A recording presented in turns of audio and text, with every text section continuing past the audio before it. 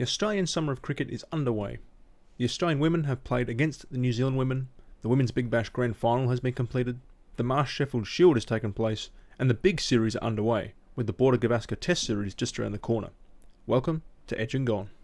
As the Australian cricketing season began, the Indian Premier League came to its conclusion. The Mumbai Indians defeated the Delhi Capitals by 5 wickets. Delhi Capitals' Shreyas Iyer remained not out on 65, supported by Rishabh Pant's 56. Trent Boult claimed 3 for 30 from his 4 overs, earning him player of the match. They were unable to defend 156 as Mumbai Indians captain Rohit Sharma led his team with 68 to a 5-wicket win. The victory marks back-to-back series wins for the Mumbai Indians. In the beginning of October, the Australian women's cricket team took on the New Zealand women's cricket team for 3 one-day internationals. In the first game, New Zealand were dismissed for 180 after 49.1 overs. Maddie Green top scored with 35, whilst the wickets were shared by the Australian bowlers. Georgia Wareham earning player of the match with 2 for 23 from 10 overs, featuring 1 maiden and an economy of 2.3.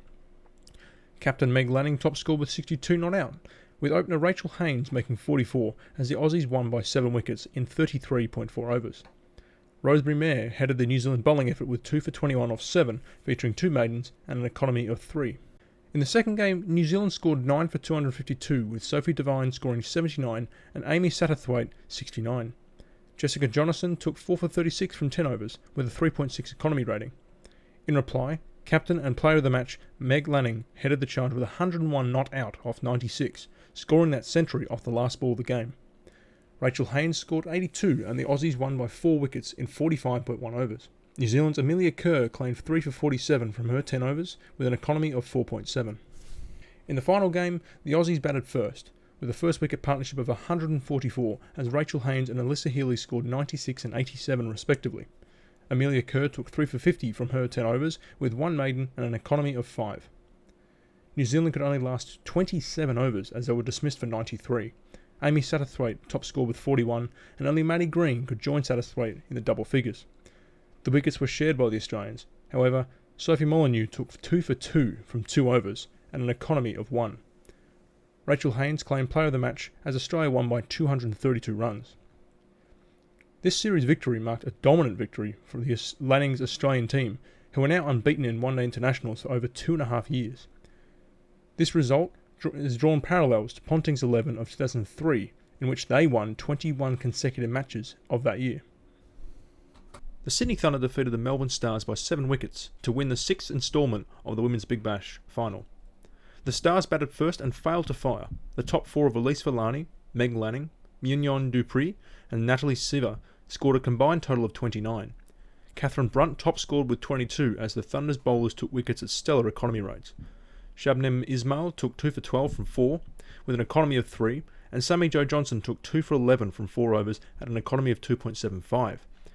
In reply, the Thunder's openers combined for 24 as then Heather Knight and Rachel Haynes saw their team home with 26 not out and 21 not out respectively. The tournament's top run scorers were Perth Scorchers' Beth Mooney with 551, Melbourne Stars' Meg Lanning with 493 and Sophie Devine with 460. The leading wicket takers are Sammy Jo Johnson with 22, with Natalie Siva and Hannah Darlington tied with 19 wickets apiece. In the Marsh Sheffield Shield, Queensland are sitting on top of the leaderboard with 2 wins and 1 loss. Their batting stocks have seen several centuries, 2 from Marnus Labuschagne and 1 each for Usman Khawaja, Matt Renshaw, Jimmy Pearson and Michael Neser. In terms of their bowling, Michael Neser has taken a 5-fer and Mitch Swepson has taken 23 wickets total, featuring 3 5-fers. New South Wales sits second with 2 wins and a draw. Their batting highlights include Sean Abbott's 102 not out, plus a 4-fer in the same game, Mitchell Stark's 86 not out, Nick Larkin's 161, and Moses Enriquez with 167 to his name. Standout bowling efforts by the New South Welshmen include Trent Copeland's 5 for 17 off 18 overs, which consisted of 12 maidens and an economy of 0.94, and Sean Abbott, who took 6 for 89 from his 32.5 overs and an economy of 2.71. Western Australia sit third after 4 games, featuring 1 win and 3 draws.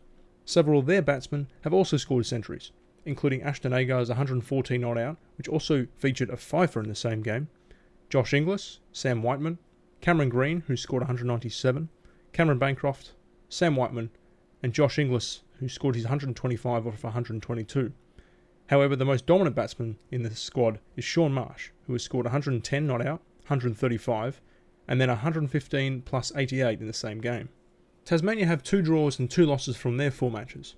Batsmen Jake Duran, Tim Payne and Jordan Silk have all made centuries, with Ben McDermott and Matthew Wade all making handy contributions in their game against Western Australia. Tidy bowling efforts have come from Nathan Ellis, Jackson Bird and Peter Siddle. In their staggering loss to New South Wales, Tasmania reduced the Blues to 64 in the first innings. Jackson Bird took 4 for 14 at an economy of 1.33, and Peter Siddle took 3 for 17 at 1.55. Jordan Silk notched 106 in Tasmania's 239 run reply. However, New South Wales then made 6 for 522 declared. Tasmania can only reply with 202 and losing the match by 145 runs.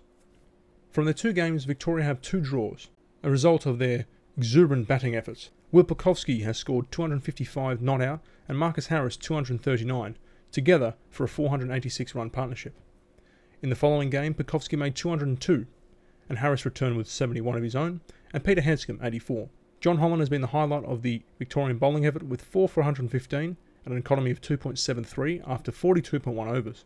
At the bottom of the ladder is South Australia, with 2 draws and 2 losses from their 4 games. Travis Head has led the South Australian batting effort with 171 not out and a separate 151. Jake Weatherald has also scored 105, Harry Nielsen 114 and Callum Ferguson a 97. Lloyd Pope has taken 1 fifer after bowling 5 for 164 at an economy of 6.07. This summer will see the first time since the Southern Summer of 2018-19 that the Border Gavaskar Series have been played. Last time out, India defeated Australia 2-1 for the first time on Australian soil, drawing the 4th test in Sydney due to rain. Kohli's team were brilliant, with Cheteshwar Pujara leading the charge with the bat and Jasprit Bumrah leading with the ball. The notable absence of David Warner and Steve Smith, a result of the Sandpaper Gate saga in South Africa in the March of 2018, had a destabilising impact on the Australian batting lineup. Arguably, it was this lack of batting structure which cost the Australians the win, for the 2 sides' bowling lineups were exceptional. For this summer, however, both David Warner and Steve Smith are back, and the batting order appears more resolute with the likes of Marnus Labuschagne, Travis Head and Matthew Wade. Both teams have announced their squads for the upcoming Test series. On the back of the Sheffield Shield results, Cameron Green, Will Pucovski, Sean Abbott and Mitch Swepson have been added to the Test squad of already captain keeper Tim Payne, Joe Burns, Pat Cummins, Josh Hazlewood, Travis Head, Marnus Labuschagne, Nathan Lyon, Michael Neser, James Pattinson, Steve Smith, Mitchell Stark, Matthew Wade and David Warner.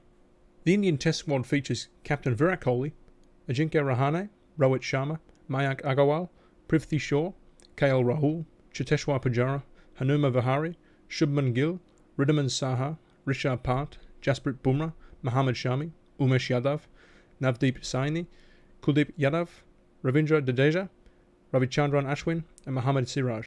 A key point to make is that Kohli is only available for the first test, the day-nighter in Adelaide. He's taken the decision to return home to attend the birth of his first child. Whilst this is disappointing from a cricketing point of view, a lot of respect must be given to Kohli for making that decision and putting his family first.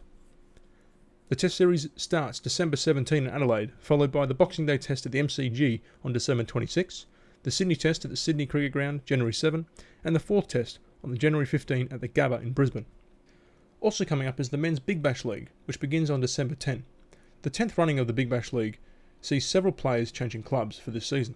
Furthermore, some new and familiar international players are participating in Big Bash League 10. One to note is Morne Morkel, who will be playing for the Brisbane Heat. However, he is not classified as an international due to his Australian residency. Across the Tasman Sea, New Zealand are hosting the West Indies and Pakistan for various games of their own. Currently, the New Zealanders are undertaking a Test series against the West Indies. Stay tuned for further content regarding the Australian summer and more. The next episode will look at how India managed to defeat Australia and rewrite the history books in 2018-19. There will also be a video to discuss the recent One Day International and T20 International series between Australia and India. Until then, have a good day.